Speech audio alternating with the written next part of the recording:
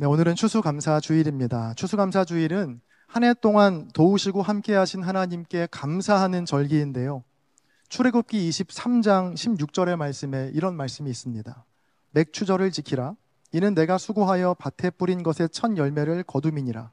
수장절을 지키라. 이는 내가 수고하여 이룬 것을 연말에 밭에서부터 거두어 저장함이니라. 자, 이 말씀을 근거로 오늘날 우리도 한 해의 절반인 7월 첫 주에는 맥추 감사절로 지키고 한 해의 끝 무렵인 11월 셋째 주에는 오늘처럼 추수 감사주일로 지키고 있습니다. 자, 성경에 보면 하나님께서 당신의 백성들에게 하라고 명령하신 것들이 이제 많이 있는데요. 자, 그 중에서 대표적으로 성경에 자주 등장하는 말씀이 바로 이 감사하라라는 명령입니다. 그래서 한번 검색해 봤습니다. 이 신구약 전체에 감사라는 단어가 몇 번이나 등장할까? 자, 우리가 지금 보고 있는 이 개역개정 성경에는요, 이 감사라는 단어가 188번이 나오고요. 공동번역 성경에는 195회가 나옵니다. 굉장히 높은 수치죠. 그러니까 단순히 한글로 감사라고 검색해 봤을 때 이 정도이고, 아마 원어로 감사라는 의미가 가진 단어들로 검색해 보면 이것보다 숫자가 훨씬 더 많을 겁니다. 그러니까 생각해 봅니다. 성경에 이토록 감사라는 말이 많이 나오는 이유가 무엇일까? 저는 두 가지 정도의 이유를 생각해 봤는데요. 첫 번째 이유는 감사하며 사는 것이 우리 인생에서 정말로 중요하기 때문입니다. 자, 꼭 성경의 가르침이나 신앙적인 이유가 아니더라도요, 감사하는 삶의 유익에 대해서는 여러분도 많이 들어보셨을 겁니다. 1996년도에 독일에서 두려움의 비용 요소라는 제목의 책이 나왔는데요. 그 책에서 저자는 여러 데이터를 통해서 직장 내에서 가지는 두려움과 걱정이 미치는 경제적 손실이 얼마나 막대한가를 그 책에서 제시하고 있습니다.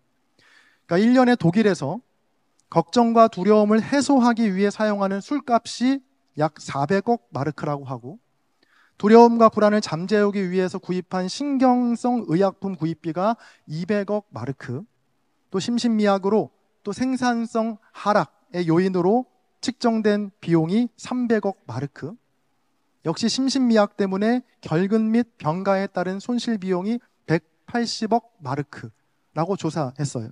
그러니까 총 1080억 마르크가 독일에서 한 해 동안 걱정과 두려움 때문에 허비하는 비용이라고 진단한 건데요.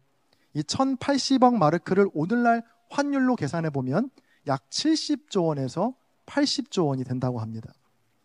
자, 이 80조가 넘는 이 엄청난 비용을 아낄 수 있는 확실한 방법 하나가 있죠. 그건 바로 감사하는 것입니다. 두려움과 걱정이 아닌 감사를 하게 되면 아낄 수 있는 비용이 이렇게나 많다는 것을 그 연구를 통해서 또 알 수 있게 된 것이죠. 자, 또 이 감사가 우리의 뇌와 우리의 호르몬에 미치는 또 긍정적인 영향에 대해서도요, 여러 실험들을 통해서 이미 입증된 바 있습니다.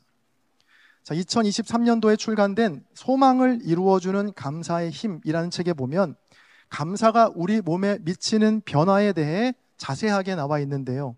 몇 가지만 소개해 보면, 감사를 할 때 우리 뇌에서 감정 조절이나 주의력 등 이 고차원적인 인지 기능을 담당하는 전전두피질이 이 감사를 할 때 활성화된다고 합니다. 또 감사를 할 때 스트레스를 유발하는 호르몬인 코르티솔의 수치는 낮춰주고, 도파민이나 세로토닌과 같은 행복감을 주는 신경 전달 물질을 촉진시켜 준다고 하고요. 또 이 감사하는 마음은 심장 박동을 안정적인 파형으로 만들어서 우리 혈압을 떨어뜨려주고, 면역 체계도 강화시켜줘서 질병에 대한 저항력도 높여준다고 합니다. 자, 이건 그냥 그럴 것 같다가 아니고요, 여러 실험과 측정을 통해서 검증된 결과입니다. 어떤가요? 자, 이 정도면 매일 감사하며 살아야 할 충분한 이유가 되지 않나요? 자, 이 돈이 드는 것도 아니고요, 누군가의 도움이 필요한 것도 아니고, 내가 마음 먹고 그냥 감사만 하면 이렇게나 많은 유익이 있다는 겁니다. 자, 그런데 결정적인 문제가 있죠. 그건 감사만 하며 사는 삶이 결코 쉽지 않다는 데 있습니다. 이렇게나 많은 유익이 있지만 감사하며 사는 삶이 우리 인생 가운데 쉽지 않다는 거예요.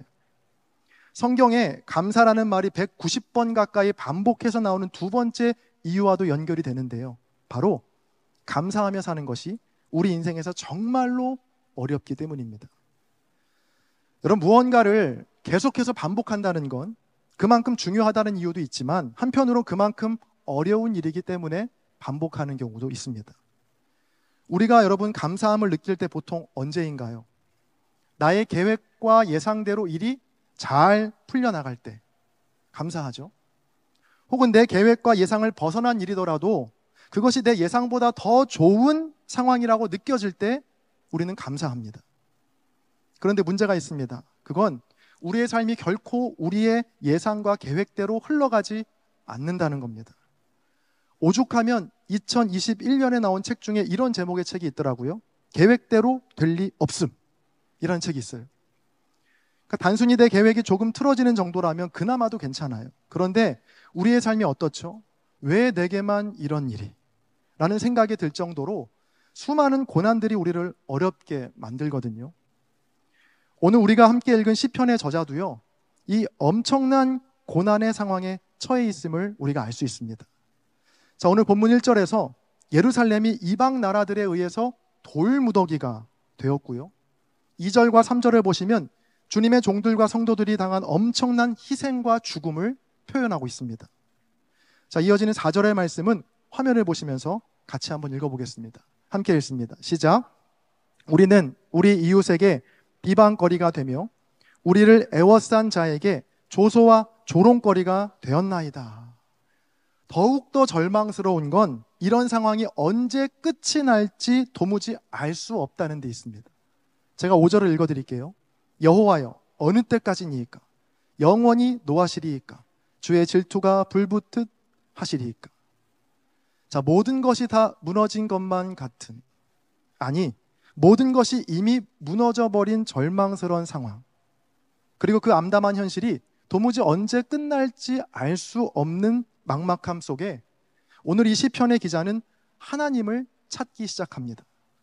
본문 9절을 제가 세번역 성경으로 읽어드리겠습니다. 우리를 구원하여 주시는 하나님, 주님의 영광스러운 이름을 생각해서라도 우리를 도와주십시오. 주님의 명성을 생각해서라도 우리를 건져주시고 우리의 죄를 용서하여 주십시오. 자, 여러분 잘 보세요. 오늘 본문 1절부터 7절까지의 상황만 보면 아무런 희망이 보이지 않는 절망의 상태입니다. 성전은 폐허가 되고 주님의 종들과 성도들이 흘린 피가 예루살렘을 가득 채워서 이방 나라의 웃음거리가 되었습니다. 얼마든지 하나님을 부정하고 하나님을 향한 기대와 소망을 거둘 법도 한데 오늘 시편의 기자는 하나님을 향한 희망의 끈을 놓지 않고 있습니다. 그리고 마침내 오늘 본문 13절에서 이렇게 고백하는데 13절의 말씀 한 목소리로 크게 같이 읽어보겠습니다. 함께 읽습니다. 시작. 우리는 주의 백성이요 주의 목장의 양이니 우리는 영원히 주께 감사하며 주의 영예를 대대에 전하리이다. 아멘. 자, 오늘 말씀의 제목은 고난도 감사입니다. 자, 이 말에는 두 가지 의미가 담겨 있어요. 먼저는 쓸 고에 어려울 난자를 써서 인생에서 겪는 고난과 어려움도 감사가 될 수 있다 라는 의미에서 고난도 감사이고요. 두 번째 의미는 높을 고자에 어려울 난, 그리고 법도 도자를 써서 난이도가 높다라는 뜻의 고난이도의 감사라는 두 번째 의미입니다. 바로 하나님께 드리는 감사에도 난이도가 높은 고난도의 감사가 있다라는 건데요. 오늘 시편의 기자가 고백한 감사가 바로 이 고난도 감사에 속합니다. 모든 상황과 형편이 내가 원하는 대로, 내가 꿈꾸고 바라는 대로 이루어질 때 감사하는 건 어쩌면 별로 어려운 일이 아닙니다. 그건 저의 아들인 시연이나 주원이도 하는 감사이거든요. 우리 아이들이 원하는 선물을 받았을 때 그날은 아이들이 얼마나 감사가 넘치는 삶인지 모릅니다. 분명히 평소 같았으면 벌써 다퉜을 일인데 그날만큼은 서로 양보하면서 서로 감사합니다. 자, 그런데 그 감사는 유효기간이 딱 하루더라고요. 다음 날이 되면 언제 그랬냐는 듯이 감사가 사라져 있습니다. 자, 아이들만 이런 것이 아니고요. 우리도 비슷하지 않나요? 그러니까 뭔가 좋은 일이 생기고 원하는 것이 이루어졌을 때는 하나님께 영원히 감사할 것처럼 기뻐하다가도 조금만 더 예상과 빗나가거나 어려운 일을 만나게 되면 죽을 듯이 곧장 하나님을 원망하고 한탄하거든요. 자, 모든 상황과 형편이 내 생각과 바람과는 달리 정반대로 달려갈 때 하나님이 살아계시다면 결코 일어날 수 없을 것 같은 일들이 내 삶에 벌어질 때 여러분, 그 순간 하나님께 감사를 고백한다는 건 굉장히 어려운 일입니다. 하지만 우리는 시편을 통해서 또 성경의 여러 이야기들을 통해서 고난 속에서만 발견할 수 있는 특별한 감사, 즉 고난도의 감사가 있다는 사실을 우리는 익히 알고 있습니다. 자, 그렇다면 그들은 어떻게 고난 중에도 감사할 수 있었던 걸까? 자, 그건 고난의 때에야 비로소 우리의 믿음이 성숙해질 수 있기 때문입니다. 여러분, 이 성숙이라는 말의 사전적인 의미는요, 몸과 마음이 자라서 어른스럽게 된다라는 뜻입니다. 이 아이와 어른의 결정적인 차이는요, 바로 자기 중심적인 사고를 벗어난다라는 차이인데요. 어릴 때는 온 세상이 자기를 위해서 존재하고 자기 위주로 돌아가야 한다는 생각으로 가득하죠. 그래서 사람도 또 사물도 나를 위해 움직여주지 않고 나의 욕구를 채워주지 않는다라고 생각되면 곧바로 어릴 때는 울음을 터뜨립니다. 하지만 어른이 된다라는 건요, 내가 세상의 중심이 아니고 내 주변의 사람과 사물이 전부 나를 위해 움직여주지 않을 뿐더러 내 생각과 원함과 정반대로 흘러갈 수 있다라는 것을 알아가고 그것을 수용해가는 과정이 바로 어른이 된다라는 거거든요. 하나님과의 관계에서도 마찬가지 아닐까요? 믿음이 아직 성숙하지 않았을 때는 하나님은 무조건 내 기도에 응답해 주셔야 하고 무조건 내가 바라고 소망하는 모든 일들을 한치의 오차 없이 다 이루어 주셔야 하는 분이라고 생각하거든요. 또 그런 일들이 내게 일어났을 때에만 그것을 은혜라고 고백하고 감사하죠. 자, 그러나 고난과 아픔을 통해 자기 중심적인 사고를 벗어나게 되면 이 고난도 감사의 이유가 될 수 있음을, 그러니까 내가 생각하는 것보다 더 높고 크신 고난도의 감사가 있다는 것을 그때야 스스로 깨닫게 된다는 겁니다. 바로 오늘 시편의 기자처럼 말이죠. 에이, 목사님, 그건 성경에나 있는 이야기고요. 실제로 어떻게 그게 가능한가요? 라고 생각하시는 분이 계실지 모르겠습니다. 그래서 제가 한 분의 삶을 여러분과 함께 나누고 오늘 말씀을 정리하려고 하는데요. 올해 9월에 출간된 책 자유롭게 용감하게 현명하게 라는 책의 저자인 김경아 씨의 이야기를 여러분과 나누고 싶습니다. 이 그리스도인인 김경아 씨는 평생을 자가 면역 질환이라는 고통을 안고 살아가신 분입니다. 대학교 1학년 때 류마티스 관절염이 찾아온 것을 시작으로 평생을 여러 종류의 자가 면역 질환과 함께 살았습니다. 이 자가 면역 질환은요, 면역 세포가 자기 몸에 있는 조직을 외부에서 침입한 병원체로 오인해서 공격하는 질환을 뜻합니다. 그러니까 몸 안에서 자기 편끼리 싸우는 거라고 생각하시면 돼요. 뚜렷한 원인도 알지 못하고요, 또 약도 없는 질환인데다가 이 환자가 겪는 극심한 고통에 비해서 겉으로는 그 아픈 게 잘 티가 나지 않는 병이라 정신적으로도 참 견디기 힘든 질병 중에 하나라고 합니다. 이 책의 저자인 김경아 씨는 대학교 1학년 때부터 평생을 이 자가 면역 질환과 함께 살아온 건데요. 자, 그러다가 올해 2월 17일 55세가 되는 생일을 8일 앞두고 하나님의 품에 안기게 됩니다. 이 책은 고인의 남편이 그동안 고인이 적은 기록들을 모아서 엮어낸 작품인데요. 혹시 기회가 된다면 꼭 일독을 권해드리고 싶습니다. 이 책의 내용 중에 고난과 질병에 대한 통찰이 담긴 부분이 있는데 제가 책의 일부를 읽어드리겠습니다. 그동안의 내 신앙은 내가 원하는 바를 이루어 달라는 기복신앙에 불과했음을 깨달았다. 그 후로 하나님을 믿는다는 게 무슨 뜻인지, 하나님과 나의 관계는 어떤 상태인지 진지하게 질문하기 시작했다. 병은 내 삶과 마음의 뿌리부터 갈아엎었다. 그는 질병으로 인한 이 고난이 자신이 유한한 존재임을 일깨워주고 끝이 있는 유한한 인생에서 정말 중요한 것이 무엇인지 묻게 하고, 그리고 지금 이 자리가 얼마나 소중한지를 알려준다라고 책에서 고백하고 있습니다. 그리고 한 가지 예를 더 들어서 설명해 주는데요.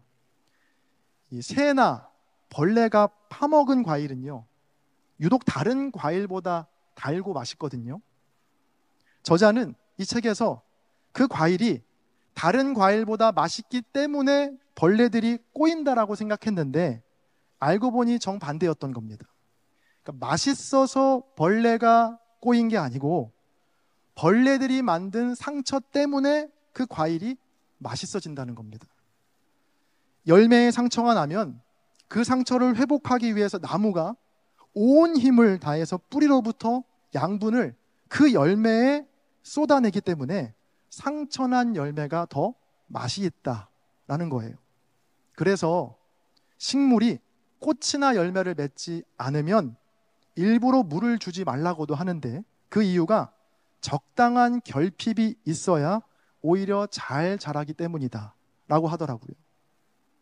여러분, 이런 말을 건강하고 아무 걱정 없이 살고 있는 사람이 했다면 화가 나고 수긍도 안 되겠지만, 평생을 고통과 함께 살아온 분이 들려주고 계시니까 책을 읽는 내내 제 마음에도 깊이 와닿았습니다. 또 책의 후반부에 보면 고인의 남편의 글도 실려 있는데요. 남편의 글 중에 이 고난을 신비라고 설명하는 부분이 아주 인상적이었습니다. 고인의 남편은 30여 년간 아픈 아내와 함께 살아오면서 고난을 신비라고 말하는데 두 가지 이유 때문이라고 합니다. 먼저, 왜 겪게 되는지 설명할 수 없기 때문에 고난이 신비이다 라고 말합니다. 자, 물론 자기의 죄 때문에 자초한 고난도 있겠지만 인생에서 벌어지는 고난들은 대부분 그 이유를 알 수 없는 것들이거든요. 그리고 두 번째로, 고난은 고통만 남기지 않기 때문에 또한 신비다 라고 말하고 있습니다. 제가 책의 일부를 읽어드릴게요. 고난은 또 고통만 남기지 않기에 신비입니다. 극한의 고통과 함께 위로와 연대와 공감과 더불어 사는 삶의 힘을 경험합니다. 우리가 혼자 살 수 없는 존재임을 겸손하고 선명하게 깨닫는 계기가 됩니다. 사랑하는 청년 여러분, 고난도 감사임을 기억하시기 바랍니다. 우리가 겪고 있는, 아니 앞으로 겪게 될 수많은 고난이 고통으로만 끝나지 않고 나의 유한함을 깨닫게 하고 누군가의 아픔에 눈뜨게 하는 성숙함의 기회가 될 수 있기 때문입니다. 오늘 말씀을 준비하면서 제 삶도 잠시 돌아보는 시간을 가졌는데 종종 저를 보고 차갑다고 느끼시는 분들 있는 것 같아요. 그런데 여러분, 옛날에 비하면 저는 지금 거의 난로 수준으로 따뜻한 상태입니다. 제가 생각해도 과거의 제 모습을 떠올리면 차갑고 인간미 없고 냉연 안에 재수가 없는 인간이었거든요. 그런데 이런저런 고난과 아픔의 시간들을 겪어오면서 저의 모났던 성품이 다듬어지고 차가웠던 제 마음도 사람을 향한 연민과 긍휼로 채워졌더라고요. 그래서 저도 고백하게 되는 겁니다. 고난도 감사의 이유가 될 수 있겠다라고 말이죠. 이제 말씀을 정리하겠습니다. 추수감사주의를 맞아서 혹시 고난과 어려움 중에 있어서 도무지 감사가 나오지 않는 분들이 계셨다면 오늘 말씀을 통해서 고난도 감사할 수 있다는 깨달음이 그 마음에 닿기를 간절히 소망합니다. 또 지금 당장은 와닿지 않더라도 언젠가 돌아봤을 때 이 고난을 통해 내가 더 성숙한 사람이 되었다고, 타인의 아픔에 눈뜨게 되었다고, 하나님을 더 깊이 알게 되었다고 고백할 수 있게 되는 저와 여러분 모두가 되기를 간절히 축복합니다. 모든 상황 속에서도 고난 중에라도 주님을 향한 온전한 신뢰로 감사의 고백을 드릴 수 있는 저와 여러분 모두가 되시기를 주님의 이름으로 간절히 축원드립니다. 아멘. 제가 기도하겠습니다. 존귀하신 주님, 오늘 말씀을 통해 고난도 감사가 될 수 있음을 깨닫습니다. 내 생각과 바람대로 내 인생이 흘러가지 않더라도, 생각지 못한 고난과 아픔 앞에서도 이것이 자기중심적 사고를 깨는 성장과 성숙의 과정임을 믿으며 하나님 앞에 감사와 찬송을 멈추지 않는 우리 모두가 되게 하여 주옵소서. 2025년 한 해를 돌아보고 다가오는 새해를 준비하는 이 추수감사주일에 고난도 감사였음을 고백하며 더 성숙한 믿음의 길을 걷기로 다짐하는 결단도 있게 하여 주옵소서. 감사드리며 우리 주 예수 그리스도의 이름으로 기도합니다. 아멘.